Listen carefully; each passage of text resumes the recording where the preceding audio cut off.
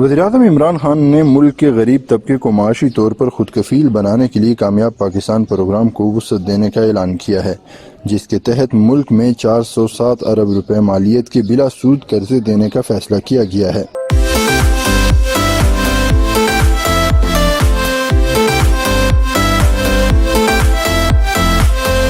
یہ قرضے چھوٹے کاروبار، مکانوں کی تعمیر کی خاطر اور کسانوں کو دینے کا اعلان کیا گیا ہے۔ یہ قرضہ ان خاندانوں کے افراد کو دیا جائے گا جو احساس پروگرام کے ڈیٹا بیس میں شامل ہیں۔ یہ پروگرام محدود پیمانے پر ملک کے چاروں صوبوں گلگت بلتستان اور آزاد کشمیر میں جاری ہے۔ حکومت کا دعویٰ ہے کہ اس کے تحت 2.5 ارب روپے کی رقم تقسیم کی جا چکی ہے، تاہم اب حکومت کی جانب سے اس پروگرام کو وسیع اور بڑے پیمانے پر شروع کرنے کا اعلان کیا گیا ہے۔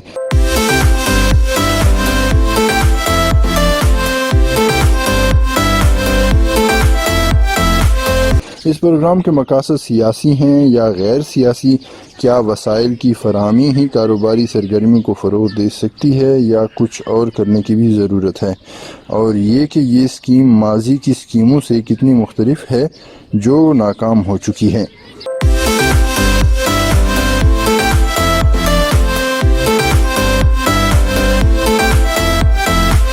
وزارت خزانہ کے اعداد و شمار کے مطابق اس پروگرام کا اجرا نومبر 2021 کو کیا گیا تھا، تاہم شروع میں یہ پروگرام محدود پیمانے پر تھا اور ملک کے کچھ حصوں میں ہی اس کے تحت بلا سود قرضے فراہم کیے جا رہے تھے۔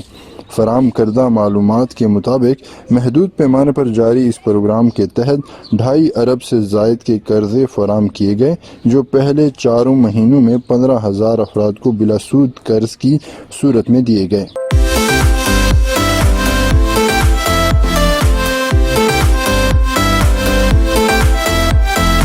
تاہم اب مارچ کے مہینے سے اس پروگرام میں بہت بڑے پیمانے پر توسیع کر دی گئی ہے اور اس کا دائرہ کار پورے ملک میں پھیلا دیا گیا ہے۔ توسیع شدہ پروگرام کے تحت رواں مالی سال اور اگلے 2 مالی سالوں کے اختتام تک 407 ارب روپے کے بلا سود قرضے پورے ملک میں فراہم کیے جائیں گے۔ حکومتی دستاویزات کے مطابق مالی سال 2025-26 کے اختتام تک 1000 ارب روپے کے بلا سود قرضے فراہم کیے جائیں گے۔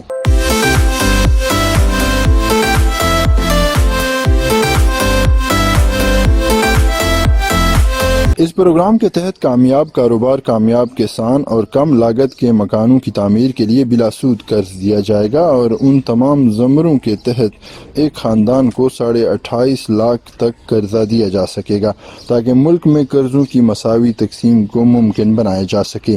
حکومتی دستاویزات کے مطابق اسی پروگرام کے تحت کامیاب اوورسیز پاکستانی منصوبہ بھی زیر غور ہے، جو ان غریب پاکستانیوں کو دیے جائیں گے جو بیرون ملک ملازمت تو حاصل کر لیتے ہیں، لیکن ان کے پاس سفری ویزے اور ان سے متعلقہ اخراجات کے لیے درکار رقم نہیں ہوتی۔ یہ اقدام ان پاکستانیوں کی مدد کے ذریعے ترسیلات زر میں اضافے میں مددگار ثابت ہو سکتا ہے۔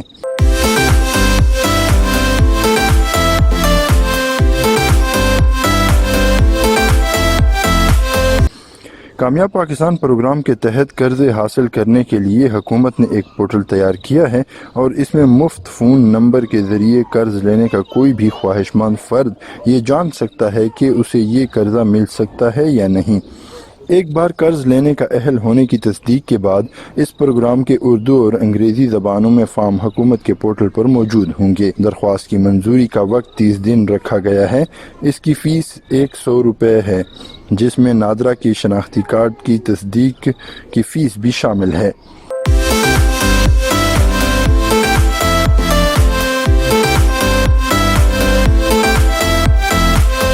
چھوٹے کاروبار کے لیے اس اسکیم کے تحت 5 لاکھ کا قرض لیا جا سکتا ہے، جبکہ کسان اس پروگرام کے تحت 3.5 لاکھ تک کا قرض لے سکتا ہے۔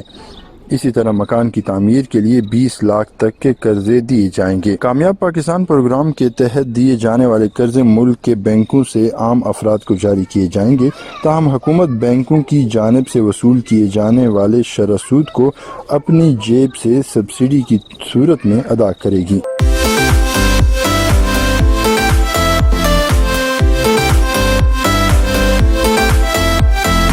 کامیاب پاکستان پروگرام کے تحت دیے جانے والے قرضے ملک کے بینکوں سے عام افراد کو جاری کیے جائیں گے۔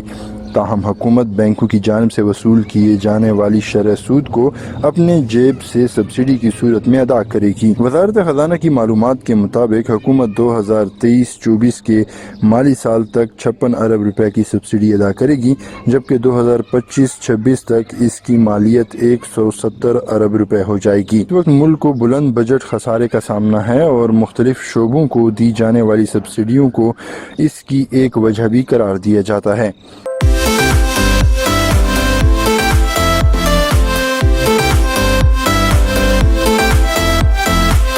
दूसरी जानब इस प्रोग्राम के लिए एक बुरी खबर यह है कि IMF ने हुकूमत की जानिब से तामीराती शोबे में दिए जाने वाले रियायती कर्जों पर एतराज़ कर रखा है। कामयाब पाकिस्तान प्रोग्राम के तहत तामीराती शोबे के लिए इस रियायत पर भी IMF का एतराज़ आएगा। अगर पाकिस्तान IMF के प्रोग्राम में मजीद रहना चाहता है तो इसे IMF को मुतमईन करने के लिए काफ़ी मेहनत दरकार है।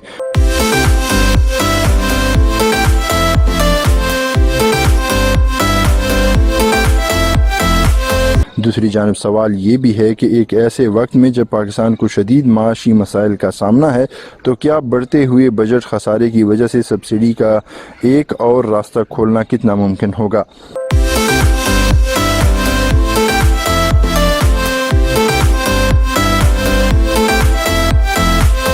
सवाल यह है कि सिर्फ तकसीम करने से मुल्क में कारोबारी रुझान बढ़ सकता है, तो इसके जवाब के लिए हमें माजी पर एक नज़र डालनी पड़ेगी।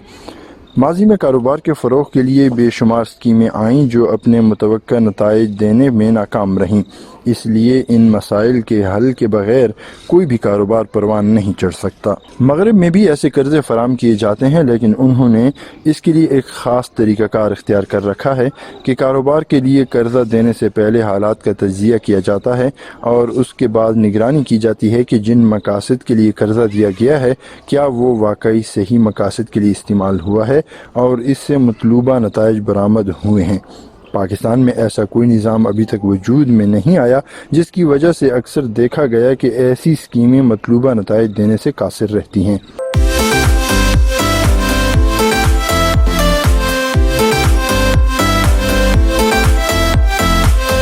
पाकिस्तान में कारोबारी कल्चर में बेहतरी के लिए माहिरीन कहते हैं कि हुकूमत को कई एक इक़दामात उठाने की ज़रूरत है।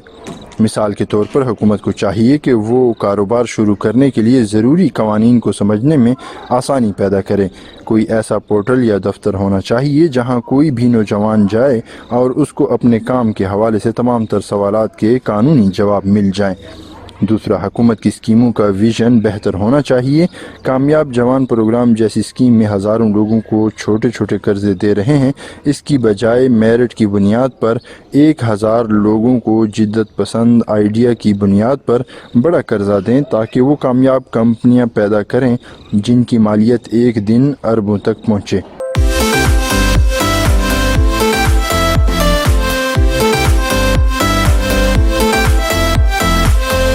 अभी तो सूरत हाल ये है कि लोग कर्जा लेते हैं, कम शरह सूद की वजह से उसका फ़ायदा उठाते हैं। कोई गाड़ी ले लेता है तो कोई सियाहत में खर्च कर देता है।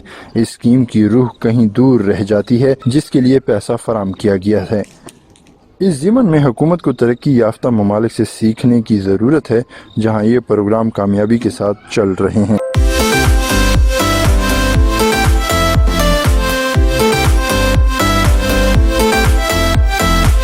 इसके अलावा एक और अहम हल हमारी यूनिवर्सिटियों का सनत से बेहतर रिश्ता है। हमारे माशरे में ये बात ज़रूर होती है कि तालीमी इदारों और सनत का करीबी रिश्ता होना चाहिए, मगर क्या किसी ने देखा कि कोई प्रोफेसर और स्टूडेंट फैक्ट्री में बार बार आ रहे हों, काम की नोयत को समझ रहे हों।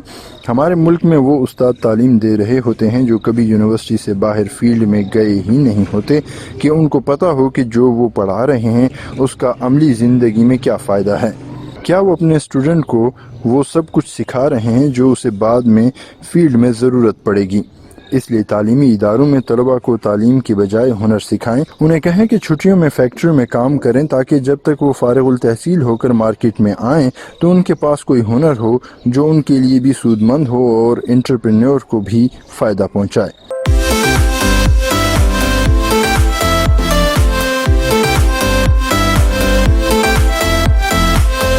اس پروگرام کے بارے میں ناقد یہ بھی کہتے ہیں کہ یہ پروگرام زیادہ تر سیاسی مقاصد کے لیے شروع کیا گیا ہے۔ حکومت چونکہ 3.5 سال پورے کر چکی ہے، اس لیے وہ اگلے الیکشن میں اس پروگرام سے فائدہ اٹھانا چاہتی ہے۔ تاہم اس حوالے سے 2 پہلوؤں پر نظر ڈالنا ضروری ہے۔ ایک یہ کہ واقعی پاکستان کے معاشی وسائل اس کی اجازت دیتے ہیں کہ حکومت ایک ایسے پروگرام کے لیے اتنی بڑی سبسڈی کا ایک اور راستہ کھول لے جس کا بھی پتہ ہی نہیں کہ یہ پروگرام ملک میں بے روزگاری ختم کرے گا یا نہیں، اور کیا واقعی آئیڈیا کی بنیاد پر ہی قرضے دیے جائیں گے جن کی کامیابی کے زیادہ امکانات ہوں، اور یہ کہ واقعی قرضے کی رقم وہی خرچ ہوگی جس کے لیے قرضہ لیا گیا ہے۔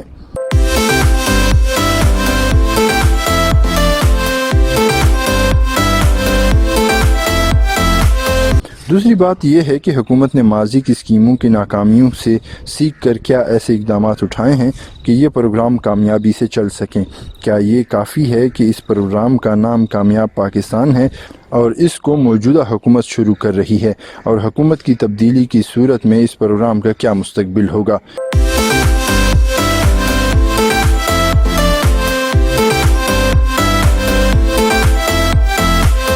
ماہرین کہتے ہیں کہ پوری دنیا میں یہ ہوتا ہے کہ جب الیکشن سائیکل شروع ہوتا ہے تو حکومتیں ایسے اقدامات کر کے ووٹرز کو اپنی جانب راغب کرنے کی کوشش کرتی ہیں۔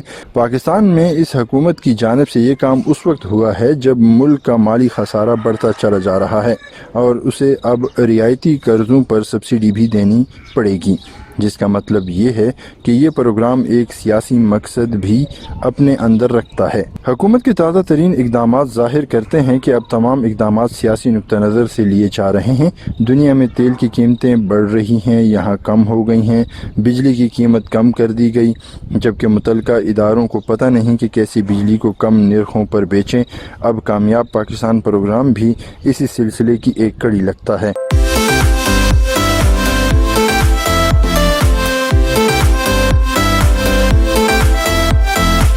تاہم وزارت کے ترجمان اس تاثر کو رد کرتے ہیں کہ اس پروگرام کا کوئی مقصد سیاسی ہے۔ وہ کہتے ہیں کہ ابھی عام انتخابات 20 ماہ دور ہیں، جبکہ اس پروگرام کا افتتاح نومبر 2021 میں ہو گیا تھا۔